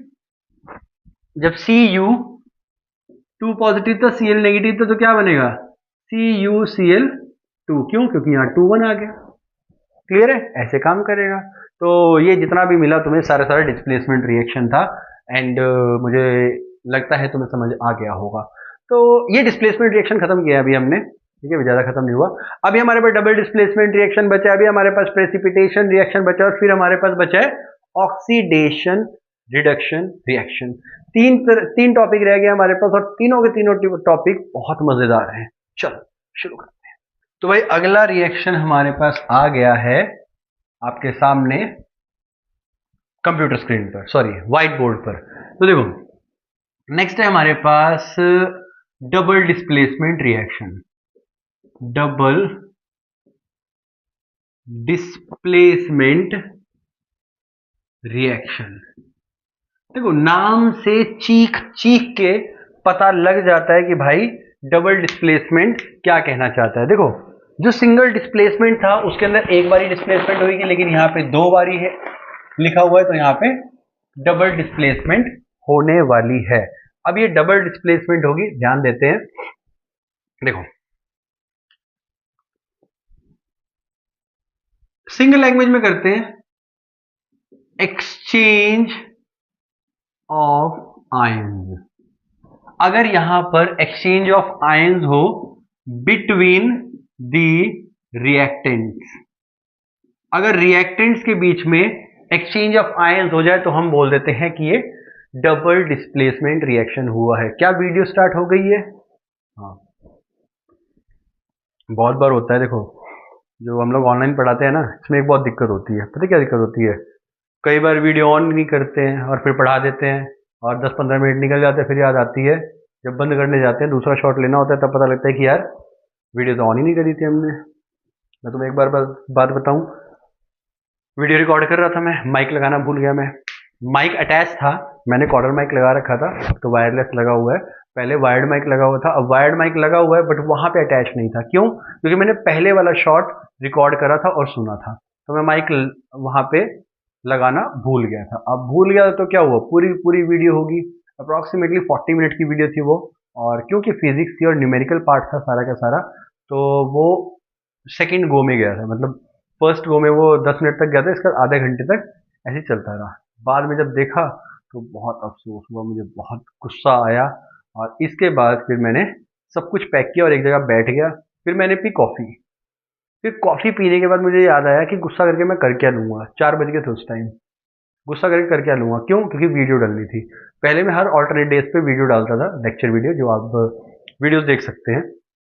तो उसके बाद फिर उस समय बच गए थे 4:30, कॉफ़ी पीते पीते टाइम लग गया था, रोशनी हो गई थी। फिर मैंने दोबारा से वीडियो बनानी स्टार्ट करी, और वीडियो बनाते बनाते मेरे को 6 बज गए थे। मतलब लगभग उस दिन में 6:30 बजे के आसपास सोया हूँ, आराम से रोशनी देखता हुआ। मतलब मैं आपको बता रहा हूँ कि हम लोग जब वीडियोस बनाते हैं, बहुत बार ऐसा होता है कि सुबह का सूरज देखने को मिलता है सीधा। रात को वीडियोस बनाते हैं, फिर एडिटिंग करते हैं, तो उसमें इतना टाइम लग जाता है कि कई बार तो सुबह का सूरज देखने को मिलता है हमें। तो इसलिए अप्रिशिएट कर दिया करो यार। चलो देखो, तो भाई exchange of ion between the reactant, अब यहाँ पे क्या करने वाले, देखो बहुत सिंपल लिखा हूं, A B plus C D and gives, क्या बताएगा, देखो मैंने बताया अपने अपने पार्टनर्स को एक्सचेंज करने का। अब इसमें हाई रिएक्टिव लो रिएक्टिव का फंडा ही नहीं है, यहाँ पे क्या है, यहाँ पे पार्टनर को एक्सचेंज करना है।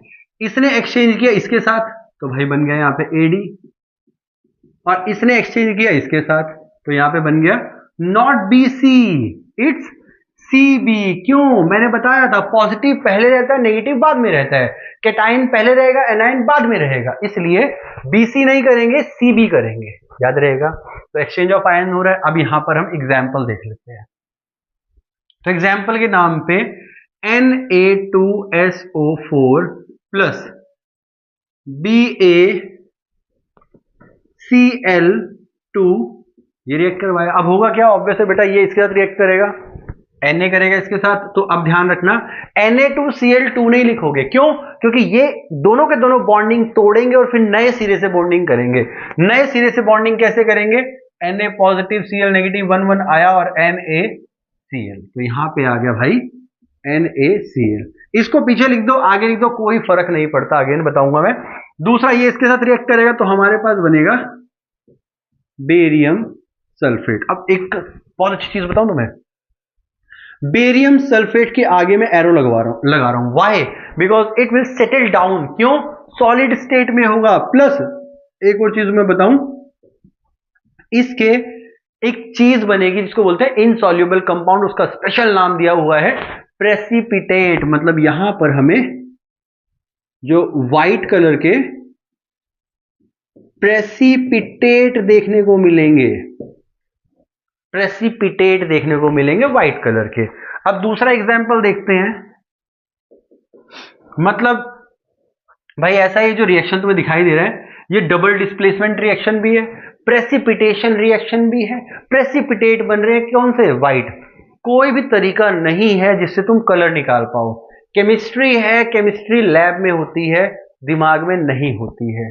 क्यों? क्योंकि केमिकल से खेलना पड़ता है। तो भाई यहाँ पे जो व्हाइट कलर के प्रेसिपिटेट बने हैं, ये करके देखना पड़ता है, तो ऐसे काम करता है। नेक्स्ट है हमारे पास PbNO3 होल ट्वाइस, इसको बोलते हैं लेड नाइट्रेट। यह है सोडियम सल्फेट, यह है barium chloride, sodium chloride and barium sulphate. So white precipitates are, या white precipitate, these are insoluble compound. ध्यान रखना ये क्या होते हैं, इनसॉल्युबल। स्पेलिंग को कुछ हो गया है, अब क्या हो गया है, कुछ हो गया है। तो ये भाई क्या है, इनसॉल्युबल कंपाउंड। अगेन बताऊंगा बेटा, स्पेलिंग एरर होंगे और वो होंगे, बस मैंने बहुत काम किया उस पर, लेकिन कुछ नहीं होता उससे। तो भाई यहाँ पे लेड नाइट्रेट आया, और इसके बाद यहाँ पर हम लेने वाले हैं पोटेशियम आयोडाइड। तो इंग्लिश में ना लिख के, मतलब वर्ड में ना लिख के, मैं इसको सिंबल में लिखता हूँ, KI की, ठीक है। मतलब PbNO3 होल ट्वाइस KI, मतलब पोटेशियम आयोडाइड जब रिएक्ट करवाया, तो ये इसके साथ मैडम जी रिएक्ट करेंगी, तो क्या बनेगा, PbI2, नॉट PbI। क्यों भाई, Pb2 पॉजिटिव है, I नेगेटिव है, तो PbI2 बनेगा, याद रखेंगे। साथ में ये करेंगे भाई साहब इसके साथ रिएक्ट, तो ध्यान रखना KNO3 2 नहीं बनेगा, KNO3 बनेगा। तो KNO3, कोई भी डाउट आया तो कमेंट में फेंक के मारो, वो पक्का क्लियर किया जाएगा। ठीक है, तो भाई यहां पे PbI2 आ गया। अब ये वाले जो दिखाई दे रहे हैं तुम्हें, इसके बनते हैं येलो कलर के प्रेसिपिटेट, येलो प्रेसिपिटेट। ध्यान दो, एक चीज और बताऊंगा यहां पे मैं तुम्हें, ये मैंने करवाया बेशक डबल डिस्प्लेसमेंट रिएक्शन है, लेकिन इसी के अंदर मैंने इंक्लूड कर दिया है प्रेसिपिटेशन रिएक्शन। तो डबल डिस्प्लेसमेंट के अलावा एक प्रेसिपिटेशन रिएक्शन भी होता है, प्रेसिपिटेशन रिएक्शन। अब ये क्या चीज बला होती है, ऐसे रिएक्शन जिसके अंदर प्रेसिपिटेट बनता है उसे बोलते हैं precipitation reaction. Yes, precipitation reaction double displacement reaction हो सकता है अगर प्रेसिपिटेट बन रहे हो। क्यों, यहां पर डबल डिस्प्लेसमेंट भी तो हो रही है। तो भाई ये रिएक्शन डबल डिस्प्लेसमेंट भी है, प्रेसिपिटेशन रिएक्शन भी है। इसके अंदर व्हाइट कलर के प्रेसिपिटेट बने BaSO4 के, यहां पे येलो पीपीटीज, येलो प्रेसिपिटेट बने लेड आयोडाइड के। तो भाई ये सारा का सारा काम हमने किया है डिस्प्लेसमेंट, डबल डिस्प्लेसमेंट रिएक्शन में। और अब देखेंगे ऑक्सीडेशन रिडक्शन रिएक्शन, और बहुत मजा आने वाला है, चैप्टर खत्म होने वाला है। तुम भी शांति से उठने वाले हो, मैं भी शांति से सोने वाला हूं। वाह, चलो देखो, तो बच्चों अब आया है ऑक्सीडेशन और रिडक्शन रिएक्शन। तो यहां पर लिखने वाला हूं मैं ऑक्सीडेशन, और यहां पर लिखने वाला हूं मैं रिडक्शन। देखो, दोनों के दोनों एक ही सिक्के के दो पहलू हैं, दोनों के दोनों सबटली, मतलब है एक ही तरीके के, लेकिन सबटली फिर भी ये डिफरेंट है। ठीक है, अब देखो, अच्छा मैं ये बता दूं तुम्हें कि ये इस टॉपिक के बाद, ठीक है, कोई टॉपिक नहीं है, क्रोजन डेंसिटी बहुत थ्योरी टॉपिक है, ठीक है, इजीली हो जाएंगे, तो वो मैं नहीं करवा रहा हूँ। ठीक है, अगर करना है फिर भी तो बैक एक्सरसाइज पे जाओ, पीछे मेरी वीडियोस होंगी, एक प्लेलिस्ट होगी वहाँ पे केमिकल रिएक्शन इक्वेशन, वहाँ पे तुम्हें सारे के सारे लेक्चर डेप्थ में मिल जाएंगे। अगर मतलब वो लेक्चर देखने हैं तो वहाँ पे मैंने बहुत डेप्थ में करा रखा है chemical reaction and equation. But हाँ, ओल्ड वीडियोज हैं तो बट समझ आ जाएगा। ठीक है, वहाँ पे मैं ही हूँ समझाने वाला, तो समझ आ जाएगा। अब इस वीडियो के एंड में तुम्हें कुछ इंपॉर्टेंट क्वेश्चंस मिलेंगे जो कि बहुत इंपॉर्टेंट है। मैंने पहले नहीं बताया था क्योंकि बेटा सिंपल सी बात है, थोड़ी सी मेहनत करोगे तभी फल मिलेगा। तो अब जब ये टॉपिक करेंगे, इस टॉपिक के बाद मैं कुछ इंपॉर्टेंट क्वेश्चंस दूंगा तुम्हें, ठीक है, जो कि स्क्रीन पे मिल जाएंगे, स्क्रीनशॉट ले लेना और उनको करना। ठीक है, और वो क्वेश्चन बहुत हेल्प करेंगे तुम्हारे कंसेप्ट को रिवाइज करने में। इसके अलावा मैं कुछ PYQs की वीडियोस भी लेके आऊँगा, वो लेके आऊँगा लगभग दिसंबर के एंड में या फिर जनवरी के स्टार्टिंग में, सो दैट हम बोर्ड्स की तैयारी उससे पहले कर सकें। ठीक है, तो चलो स्टार्ट करते हैं ऑक्सीडेशन और रिडक्शन रिएक्शन। देखो, ऑक्सीडेशन में सिंपल याद रखना, नंबर 1 एडिशन ऑफ ऑक्सीजन, और दूसरा याद रखोगे रिमूवल ऑफ हाइड्रोजन, और इसके अंदर याद रखोगे उल्टा, एडिशन ऑफ हाइड्रोजन, और दूसरा याद रखोगे रिमूवल ऑफ ऑक्सीजन।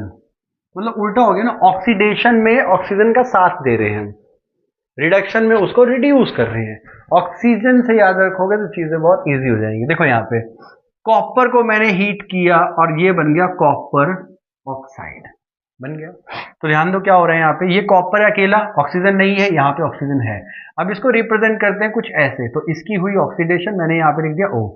अब O बेटा ऊपर लिखना है यहाँ पर, ठीक है। या फिर मान लेते हैं हमारे पास एक रिएक्शन है, जैसे H2O वाला रिएक्शन ले ले, नहीं ये लेते हैं CuO plus H2 and it gives copper plus पानी।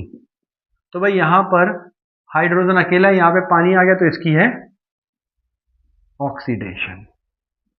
क्लियर है, यहां पे इसकी ऑक्सीडेशन हो रही है। तो मैंने यहां पे दो एग्जाम्पल दे दिए तुम्हें। ठीक है, आगे बढ़ते हैं। रिमूवल ऑफ हाइड्रोजन में क्या होगा, जैसे एक रिएक्शन बताता हूं मैं तुम्हें, H2 प्लस SO2 बेटर, ठीक है। तो मैंने क्या किया, HCl और HCl से H2 प्लस Cl2 दिया। यहां पर हाइड्रोजन है, यहां पे हाइड्रोजन नहीं है, मतलब हाइड्रोजन निकल रहा है।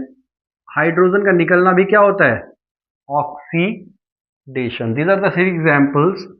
मुझे लगता है कि समझ आ ही गया होगा तुम्हें, ठीक है। नेक्स्ट यहाँ पे आ जाओ रिडक्शन पे। अब रिडक्शन में क्या होगा, जैसे मान लेते हैं copper oxide plus hydrogen gas. Same example यहाँ पे मैं यूज करने वाला हूँ। तो यहाँ पे कॉपर बना और साथ में बना पानी। क्या यहाँ पे ऑक्सीजन है, अरे है। क्या यहाँ पे ऑक्सीजन है, अरे नहीं है। ऑक्सीजन छोड़ के भाग चुकी है, तो भाई इसका तो कट गया और यहाँ पे रिड्यूस हो गया। ये ठीक है, रिड्यूस होना मतलब कटना, सिंपल। ये आ गया ना। ऑक्सीडेशन और रिडक्शन दोनों के दोनों एक रिएक्शन में भी होते हैं, जिसको बोला जाता है रिडॉक्स रिएक्शन, जो मैंने हेडिंग लिखी है। तो when the oxidation and reduction reaction taking place simultaneously in a single reaction, that is called redox reaction. तो एक ही रिएक्शन में ऑक्सीडेशन और रिडक्शन दोनों के दोनों होते हैं, तो उसे बोलते हैं रिडॉक्स रिएक्शन। रेड मतलब रिडक्शन, ऑक्स मतलब रिडॉक्स। तो ये आ गया भाई रिडॉक्स रिएक्शन। इसके एग्जाम्पल देखेंगे, बहुत जबरदस्त जबरदस्त एग्जाम्पल है इसके। या सबसे पहला एग्जाम्पल मैं तुम्हें दिखाता हूं इसका, सॉरी ये रहा। Copper oxide plus hydrogen gas and they give, मैं इरेज कर देता हूं क्योंकि यहां पे मुझे लाइन लगानी है। तो इसने दिया मुझे मौका सुधरने का। तो यहां पर क्या हुआ, इसने ऑक्सीजन को रिमूव, मतलब यहां पे जो दिखाई दे रही है तुम्हें, इधर पे हो रही है रिडक्शन और यहां पे हो रही है ऑक्सीडेशन। सिंपल, एक एग्जांपल आ गया। दूसरा एग्जांपल और देखते हैं, यहां पे तुम्हारी बुक का ही है, जिंक का। ZnO प्लस कार्बन डाला तो हमें जिंक मिल गया और साथ में हमें कार्बन मोनोऑक्साइड मिल गई। यहाँ पे ऑक्सीजन है, यहाँ पे ऑक्सीजन नहीं है, मतलब यहाँ पे हुई इसकी रिडक्शन, और यहाँ पे कार्बन है, वहां पे ऑक्सीजन ऐड होगी, तो भाई इसकी हुई ऑक्सीडेशन। बहुत खिचड़ी सी पक गई है, ठीक है। आई होप समझ आ रहा हो तुम्हें, ठीक है। ये आ गया हमारे पास ऑक्सीडेशन, क्लियर है। नाउ आगे देखते हैं। देखो रिडॉक्स रिएक्शन का एक एग्जांपल और है, ठीक है, वो मैं अभी लिखवा देता हूं, ठीक है। वो लास्ट एग्जांपल है तुम्हारी बुक का, ठीक है, वो लिखेंगे। लेकिन इससे पहले हम समझने वाले हैं कि भाई ये ऑक्सीडाइजिंग एजेंट कौन से होते हैं। ऑक्सीडाइजिंग एजेंट कौन से होते हैं और रिड्यूसिंग एजेंट कौन से होते हैं। अब यहां से जो मोस्ट इंपॉर्टेंट क्वेश्चन मिलेंगे तुम्हें, एक तो वो मैंने बताया था आयरन वाला, जहां पे कॉपर सल्फेट से रिएक्ट कर रहा था, और यहां पर ऑक्सीडाइजिंग और रिड्यूसिंग एजेंट, मतलब ये वाला टॉपिक भी इंपॉर्टेंट है। मतलब ये वाला टॉपिक और वो वाला टॉपिक अगर कर लोगे ना, तो ये मान लेना कि 80% प्रोबेबिलिटी है कि यहीं से क्वेश्चन आएंगे। 20% बाकी जगह से भी आ सकते हैं जो मैंने करवाए हैं। तो मैंने सारे ही टॉपिक कवर किए हैं। वैसे कोशिश की है कि पूरा चैप्टर ही कवर हो जाए जिसमें, ठीक है। तो ऑक्सीडाइजिंग एजेंट वो होते हैं जो सेल्फ रिड्यूस होते हैं। जो खुद रिड्यूस होंगे वो ऑक्सीडाइज होंगे, और जो सेल्फ ऑक्सीडाइज होंगे वो रिड्यूसिंग एजेंट होंगे। मतलब सिंपल सी बात है भाई, एजेंट हूं मैं दूसरे का काम करवाऊंगा। मैं एजेंट हूं, दूसरे का काम करवाऊंगा। मैं प्रॉपर्टी एजेंट हूं, मतलब प्रॉपर्टी डीलर हूं, या फिर मैं एजेंट हूं, मैं दूसरे काम करवाऊंगा। अगर मैं प्रॉपर्टी वाला एजेंट हूं तो मैं प्रॉपर्टी दिलवाऊंगा, तो मैं एजेंट हूं, मैं प्रॉपर्टी नहीं खरीदूंगा। तो मैं और रिड्यूसिंग एजेंट हूं, मैं रिड्यूस नहीं होऊंगा। मैं ऑक्सीडाइजिंग एजेंट हूं, मैं ऑक्सीडाइज नहीं होऊंगा। क्यों? क्योंकि मैं दूसरे को करवाऊंगा। तो बस आ जाओ यहां पर, ये क्या हो रहा है, ऑक्सीडाइज, तो ये क्या है, रिड्यूसिंग एजेंट। और ये क्या है, यहां पर ऑक्सीडाइज हो रहा है, तो ये है रिड्यूसिंग एजेंट। ये क्या हो रहा है, ऑक्सीडाइजिंग, तो ये है रिड्यूसिंग एजेंट। और यहां पर ये क्या हो रहा है, रिड्यूस, तो ये क्या है, ऑक्सीडाइजिंग एजेंट। ये क्या हो रहा है, ऑक्सीडाइज, तो ये क्या है, रिड्यूसिंग एजेंट। ये यहां पे क्या हो रहा है, रिड्यूस, तो ये है ऑक्सीडाइजिंग एजेंट। ये क्या हो रहा है यहां पे, ऑक्सीडाइज, तो ये है रिड्यूसिंग एजेंट। तो ऐसे करना है काम। ये क्या हो रहा है, रिड्यूस, तो ये है ऑक्सीडाइजिंग एजेंट। जो रिड्यूस हो रहा है वो खुद में ऑक्सीडाइजिंग एजेंट होता है, जो ऑक्सीडाइज होता है वो खुद में रिड्यूसिंग एजेंट होता है। एक एग्जाम्पल यहाँ पे और देने वाला हूं जो कि मुझे बहुत ही अच्छा लगता है। उसके लिए पहले मुझे इसको इरेज करना पड़ेगा और उसके बाद लिखना पड़ेगा। तो मैं यहाँ पर इसको इरेज करके एक एग्जाम्पल दोबारा लिख रहा हूँ। यहाँ पे ध्यान देंगे, आखिरकार तुमने मेरा डस्टर देख ही लिया। देखो, है मैं भी थक गया अब। MnO2 प्लस HCl और ये बना MnCl2 और साथ में बना पानी और साथ में बना Cl2 गैस। बुक का एग्जाम्पल है तुम्हारी बुक का जो रिडॉक्स रिएक्शन है उसका लास्ट एग्जाम्पल है मैग्नीज ऑक्साइड वाला। तो ध्यान देंगे, इसमें ऑक्सीजन है, इसमें ऑक्सीजन नहीं है, इसका मतलब इसकी हो रही है रिडक्शन। इसमें हाइड्रोजन है, इसमें हाइड्रोजन नहीं है, और हाइड्रोजन का निकलना होता है ऑक्सीडेशन। तो यहां पर हो रही है ऑक्सीडेशन। क्लियर हुआ? इसके साथ में क्योंकि ये खुद रिड्यूस हो रहा है तो दिस इज ऑक्सीडाइजिंग एजेंट, और ये ऑक्सीडाइज हो रहा है तो this is a reducing agent. I hope यहां तक समझ आ गया होगा। कोरोजन बेसिकली क्या होता है, अगर मेटल अटैक हो जाता है ड्यू टू एटमॉस्फेरिक गैसेस या फिर एसिड से, तो इन सब केस में हम बोलते हैं कोरोजन। तो कोरोजन में सिंपल आएगा, क्या होगा, जब एक metal get attacked by the substance around it like acid या फिर मॉइस्चर या वाटर एटसेट्रा, तो उसे बोलते हैं कोरोजन। कोरोजन बेसिकली रस्टिंग भी होती है, ठीक है, मतलब कोरोजन रस्टिंग भी होती है लेकिन आयरन केस में। मतलब जैसे पेटने में ना भाई प्यार से नाम दे दिया, तो आयरन में भी कोरोजन होती है लेकिन उसका हमने प्यारा सा नाम दिया हुआ है रस्टिंग। क्लियर है? अब अगर हम बात करें रेंसिडिटी की, तो रेंसिडिटी होता है खाने का खराब होना। अगर खाना खराब हो जाए तो उसे बोलते हैं रेंसिडिटी। मतलब when fats and oils get oxidised, अगर उनकी ऑक्सीडेशन हो जाए तो उसे बोलते हैं रेंसिडिटी। तो उनका स्मेल और टेस्ट बहुत चेंज हो जाता है, फाउल स्मेल हो जाती है बहुत। और इसके अंदर जो एक बहुत ही प्यारा क्वेश्चन आता है वो ये आता है कि चिप्स मैन्युफैक्चरर्स नाइट्रोजन गैस क्यों फ्लश करके रखते हैं चिप्स के पैकेट में? क्यों? क्योंकि ऑक्सीजन अंदर चिप्स के ना जाए और वो ऑक्सीडेशन ना करे। तो नाइट्रोजन बेसिकली एक गैस है जो कि ऑक्सीडेशन से बचाएगी। क्लियर है? चिप्स का पैकेट फाड़ के टांग दो, चिप्स का पैकेट जल्दी खराब हो जाएगा, नहीं फाड़ोगे तो देर तक चलेगा। तो भाई अब बारी है इस वीडियो का एंड करने की। बहुत देर होगी वीडियो को, मुझे लगता है तुम भी शायद पक गए होगे। तो ये पूरा का पूरा वन शॉट जो था उसमें आई होप मजा आया हो और कुछ सीखा हो तुमने। कॉपी पेन लेके जरूर बैठा करो, अगेन बोलूंगा, नहीं लेके बैठे हो तो लेके बैठो। अगर टाइम नहीं लग रहा है, जितना टाइम है उतने के लिए बैठो, इस वीडियो कंटिन्यू करके बाद में देखो, बट कॉपी पेन लिए बिना मत बैठना, कोई गारंटी नहीं है। क्योंकि भाई फिर अगर मोबाइल हाथ में है तो कॉपी पेन नहीं है एक तो, और ऊपर से डिस्ट्रैक्शन, रील्स वगैरह ये सब, तो अपने इंस्टाग्राम, स्नैपचैट और जो भी तुम यूज करते हो उन सबको फोर्स स्टॉप कर दो सेटिंग में जाकर, ताकि उसकी कोई भी नोटिफिकेशन ना आए। वैसे तो हो सके तो अनइंस्टॉल ही कर दो, अब 1-2 महीने की बात है।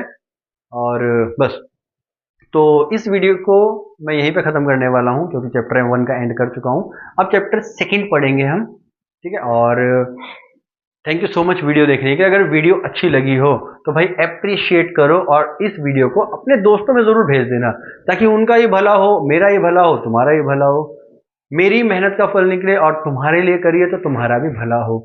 और जितने तक वीडियो ये पहुंचेगी उन सबका भला हो तो और अच्छा रहेगा। क्योंकि फ्रूट का, अगर मानो जैसे पेड़ है, तो पेड़ का मजा तभी है जब उसके फ्रूट को खाने वाला कोई हो, नहीं तो पेड़ फ्रूट को क्यों पैदा करेगा। तो हम लोग भी वीडियो बना रहे हैं ताकि ज्यादा से ज्यादा देख सके वीडियो को और ज्यादा से ज्यादा उससे कुछ सीख सके, सिर्फ इसलिए वीडियो बनाई जाती है। तो वीडियो को शेयर जरूर कर देना अपने फ्रेंड सर्कल में, ग्रुप में, टीचर्स को भी भेज दो, उनके भी काम आने वाली है। और अब मैं यहाँ पर एक स्लाइड शो डालूंगा क्वेश्चन का, जो क्वेश्चन का तुम्हें स्क्रीनशॉट लेना है और स्क्रीनशॉट लेने के बाद उन क्वेश्चन की प्रैक्टिस करनी है। तो अलविदा, फिर मिलते हैं अगली वीडियो में, तब तक के लिए ध्यान रखिए और पढ़ते रहिए।